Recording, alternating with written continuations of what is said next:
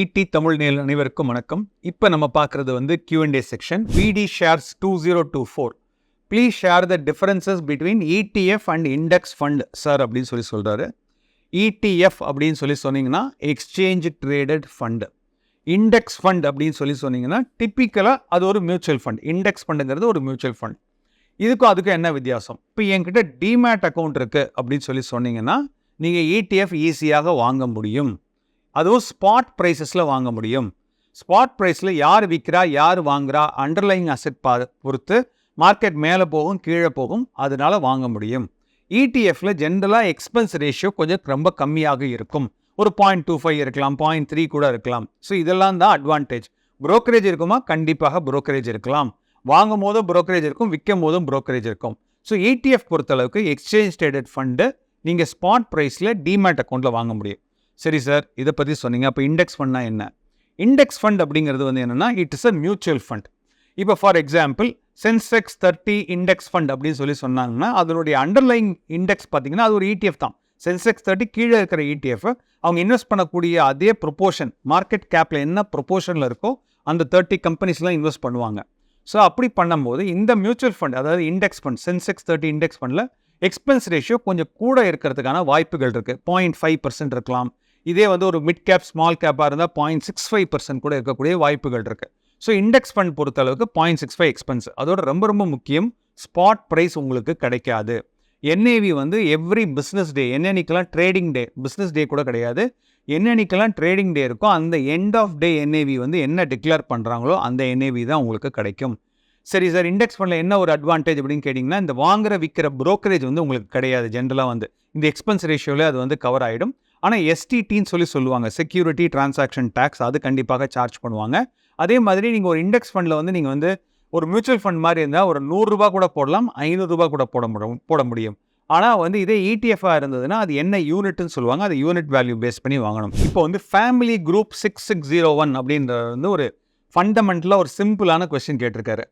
Please explain multi cap mutual fund versus flexi gap mutual fund அப்படின்னு கேட்டிருக்காரு.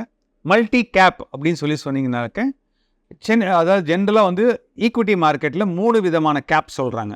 ப்ராடாக SEBI வந்து 3 விதமான கேட்டகரைசேஷன் சொல்கிறாங்க. செபி வந்து ஜென்ரலாக வந்து டாப் 500 ஸ்டாக்ஸ்க்கு தான் ரொம்ப இம்பார்ட்டன்ஸ் கொடுப்பாங்க. ஃபஸ்ட்டு 100 ஸ்டாக்ஸ் வந்து நீங்கள் லார்ஜ் கேப் அப்படின்னு செபி சொல்லுது. இது என்னது அப்படின்னு கேட்டிங்கனாக்கா மார்க்கெட் கேபிட்டலைசேஷன் சொல்லுவோம். மார்க்கெட் கேபிட்டலைசேஷன் என்ன அர்த்தம்னாக்கா number of shares issued by the company multiplied by share price அப்படின்னு வச்சுக்கலாம். ஃபார் எக்ஸாம்பிள் TCSல வந்து மொத்தமே 10 ஷேர் தான் கொடுத்துருக்காங்கன்னு வச்சுக்கோங்க. இன்றைக்கி ஒரு ஷேரினுடைய விலை ₹4000 அப்படின்னு வச்சிங்கனாக்கா TCSனுடைய மார்க்கெட் கேப் வந்து 4000 × 10 ₹40,000.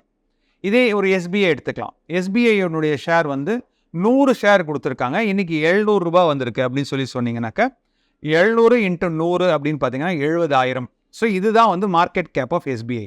ஆனால் ஆக்சுவலாக பார்த்தீங்கன்னா மார்க்கெட் கேப் வந்து கோடிக்கணக்கான ரூபாயில் இருக்குது. இந்த மார்க்கெட் கேப்பை எடுத்து நீங்கள் டிசெண்டிங் ஆர்டரில் போட்டிங்கனாக்கா ஃபஸ்ட்டு 100 கம்பெனிஸ் வந்து லார்ஜ் கேப், 101லேருந்து 250 வரைக்கும் உள்ளது வந்து மிட் கேப், 250லேருந்து 500க்கு உள்ளது வந்து ஸ்மால் கேப். இந்த கேட்டகரைசேஷன் யார் பண்ணுறது அப்படின்னு கேட்டிங்கன்னா செபி தான் பண்ணுறாங்க.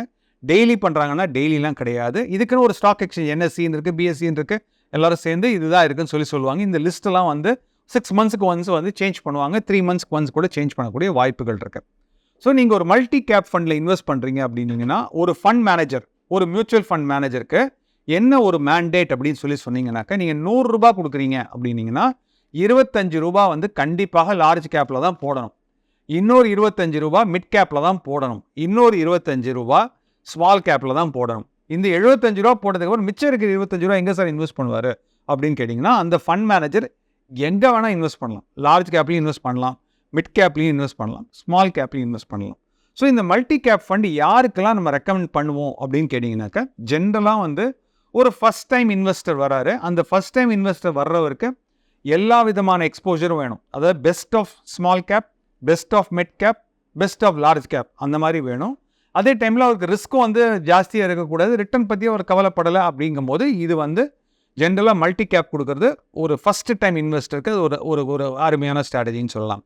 சரி சார், மல்டி கேப் சொல்லிட்டீங்க, ஃப்ளெக்ஸி கேப்னா என்ன அர்த்தம் அப்படின்னு சொன்னீங்கன்னா ஃப்ளெக்ஸி கேப்பில் அந்த ஃபண்ட் மேனேஜர் வந்து ஒரே ஒரு மேண்டேட் தான், 65% மேலே ஈக்விட்டியில் இருக்கணும். ஸோ அதுதான் ரொம்ப ரொம்ப இம்பார்ட்டண்ட்டான மேண்டேட்டு தவிர என்டையர் 65% கொண்டு போய் அவர் லார்ஜ் கேப்பில் போட்டுட்டு 35% மிட் கேப்பில் போடலாம். ஒரு சமயம் ஸ்மால் கேப் அதிகமாக கீழே விழுந்து போய் கிடக்கு, ரொம்ப அடிபட்டிருக்கு அப்படின்னாக்க அவர் என்ன பண்ணலான்னா 65% ஸ்மால் கேப்புக்கும் போகலாம். ஸோ ஃப்ளெக்ஸி கேப் பொறுத்தளவுக்கு ஃபண்ட் மேனேஜருக்கு ஒரு ப்ராட் சாய்ஸ் இருக்குது.